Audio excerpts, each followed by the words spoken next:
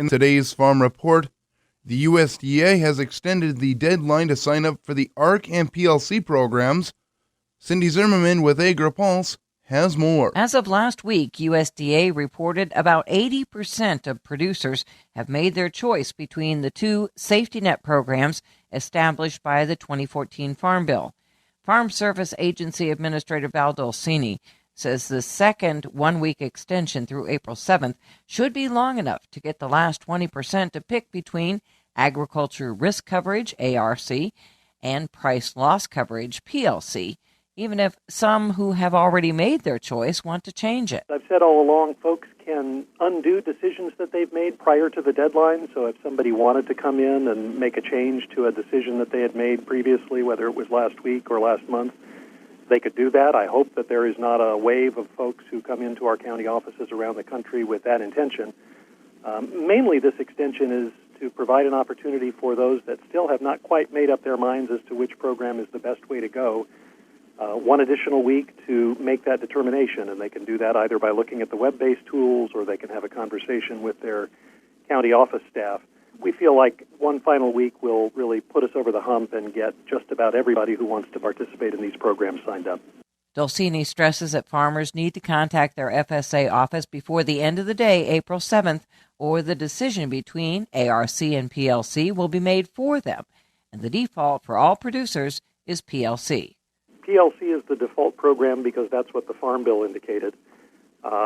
If someone comes into the office between now and that date or calls the office and says that they can't get in for one reason or another, we'll do what we've done historically with big sign-ups like this and use a register. We're using that, for example, for the livestock forage program in several states around the country. It's just a way, it's a relief valve of sorts, and it allows our county offices to prioritize the work and do work after a deadline date, and our procedure has allowed for that opportunity for us for some years, and we'll probably need to use it here. The final day for producers to update yield history or reallocate base acres was also extended last week to April 7th. Reporting for AgriPulse, I'm Cindy Zimmerman. As the winter wheat season winds down, USDA meteorologist Brad Rigby reports. We're seeing some fairly significant declines by the end of March across the central Great Plains states, including Kansas and Nebraska, showing some of the sharpest declines. In terms of the kind of harm done to the crop over the winter months. Starting with Nebraska, back on November 23rd, 2014, at that point, 69% of the crop was rated good to excellent. Now that number is 34%. Meanwhile, the portion of the crop rated very poor to poor has jumped from 2 to 29%. Situation not much better in South Dakota, as they've fallen from 68 to 35% good to excellent, and they've gone from 5 to 22% very poor to poor. And looking at the impact of drought and the winter kill effects on Kansas. Going from 61 to 39% good to excellent over the winter. Very poor to poor ratings jumping from 4 to 17%. Meantime, in the far reaches of the plains in Texas, things improved thanks to moisture. For USDA Radio, Susan Carter, Washington, D.C.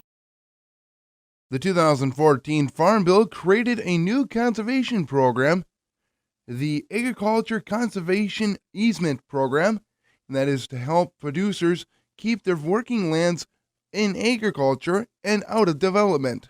Cindy Zimmerman with AgriPulse has more. USDA has announced the availability of $332 million in financial and technical assistance under the Agricultural Conservation Easement Program, which Natural Resources Conservation Service Chief Jason Weller says is designed to protect farmland, ranchland, wetlands, and grasslands. What's great about these easements is that you can also have long-term and permanent protection of vulnerable habitats such as wetlands, whether you're in the Everglades, whether you're in Central Valley of California, whether you're in the Mississippi floodplain.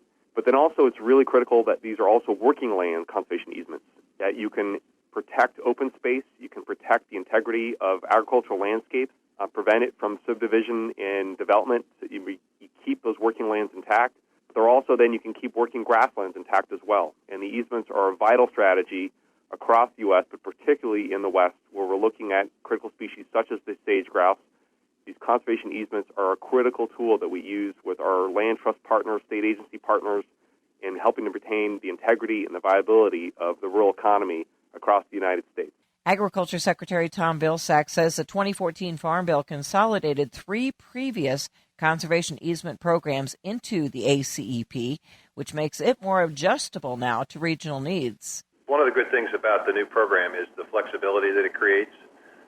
In the past, we would have dedicated specific sums to each of those programs, and now what we do is we basically provide the states the opportunity to help us determine how best to use these resources and to focus them on priorities. There may be a greater demand for wetlands. There may be a greater demand for other types of lands from state to state and circumstances within each state. So this does provide flexibility. Applications for ACEP funding may be submitted at any time to NRCS. However, for the current funding round, they must be submitted on or before May 15th. Reporting for AgriPulse, I'm Cindy Zimmerman.